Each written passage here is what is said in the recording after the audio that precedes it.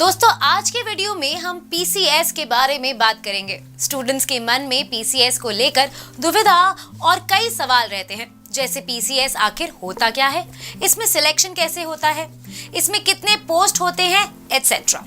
तो अब और समय ना लेते हुए आइए आज का वीडियो शुरू करते हैं। नमस्कार, स्वागत है आपका प्रभात एग्जाम के यूट्यूब चैनल पर। ये एक ऐसा प्लेटफॉर्म है जहां आपको मिलती है सभी कॉम्पिटिटिव एग्जाम से जुड़ी महत्वपूर्ण जानकारियां जो आपको किसी भी एग्जाम में सफल होने में काफी मदद कर सकती हैं।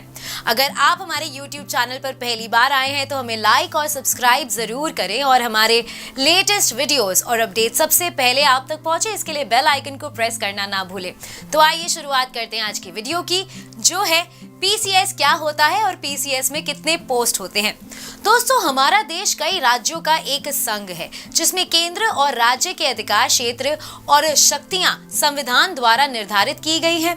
अब केंद्र सरकार अपने दायित्वों का निर्वहन केंद्रीय सेवा में कार्यरत अधिकारियों के माध्यम से करती है, तो राज्य सरकार अपने काम राज्य सेवा के अधिकारियों द्वारा पूरा करती है। ऐसे में इन अधिकारियों की नियुक्ति के लिए केंद्र और राज्य दोनों के पास अपनी अपनी संस्थाएं हैं।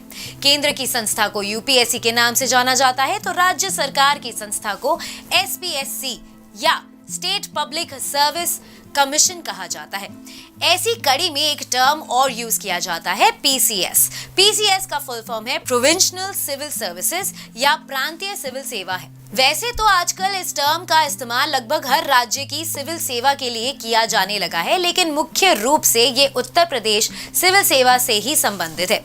इस सेवा के लिए आधे अधिकारियों का सिलेक्शन सीधे परीक्षा के माध्यम से किया जाता है, जबकि बाकी अन्य सेवाओं से प्रमोशन पाकर इस सेवा में अधिकारी बनते हैं। इसमें कुल पदों की संख्या का निर्धारण राज्य सरकार द्वारा हर वर्ष अपनी आवश्यकता अनुसार किया जाता है।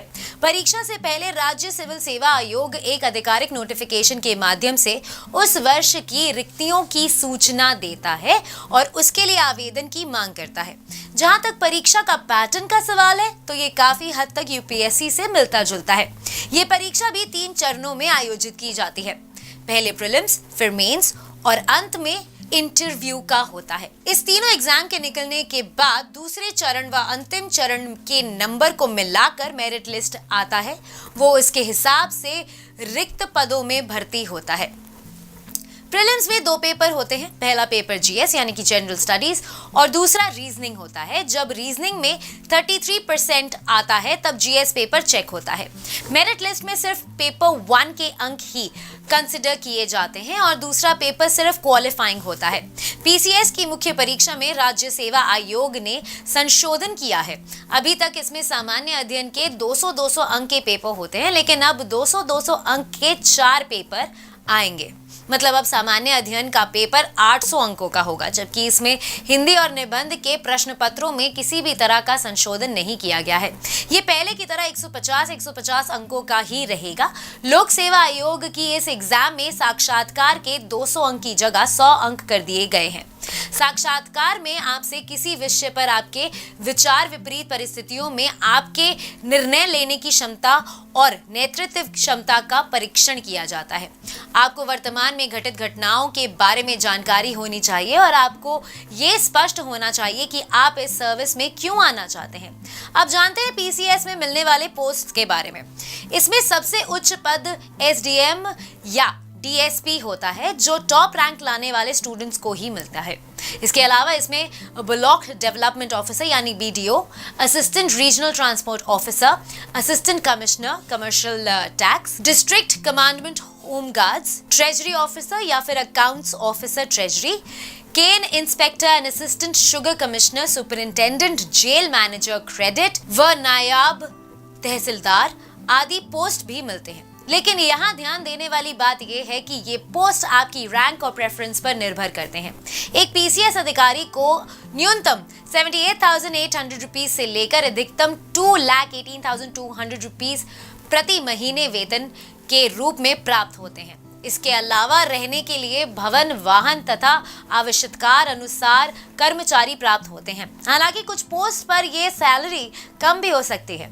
पीसीएस में सबसे अधिक सैलरी डिप्टी कलेक्टर की होती है और सबसे कम नायब तहसीलदार की होती है। पीसीएस का अपॉइंटमेंट स्टेट गवर्नर्स द्वारा किया जाता है और उनकी कैडरे कंट्रोलिंग अथॉरिटी राज्य के पर्सोनल डिपार्टमेंट होता है, जो कि सीधे मुख्यमंत्री के अंतर्गत आता है। पीसीएस ऑफिसर्स हमेशा आईएएस ऑफिसर्स के अंतर्गत ही काम करता है। कई महत्वपूर्ण निर्णय के लिए पीसीएस ऑफिसर्स को छूट दी जाती है, लेकिन इंपॉर्टेंट डिसीजन के लिए आईएएस के अप्रूवल का आवश्यकता होती है। आशा है कि ये वीडियो देखने के बाद पीसीएस को लेकर आपके मन में जो दुविधाएं थी वो सब दूर हो गई होंगी। अगर आपको हमारा ये वीडियो पसंद आया है तो इसे अपने दोस्तों के साथ भी जरूर शेयर करें, और अगर आपके पास हमारे लिए कोई भी सवाल है तो इसे कमेंट सेक्शन में लिखकर हमें जरूर बताएं। जल्दी आपसे फिर मुलाकात होगी एक नए टॉपिक पर, एक नए वीडियो के साथ। देखते रहिए प्रभात एग्जाम्स। नमस्कार।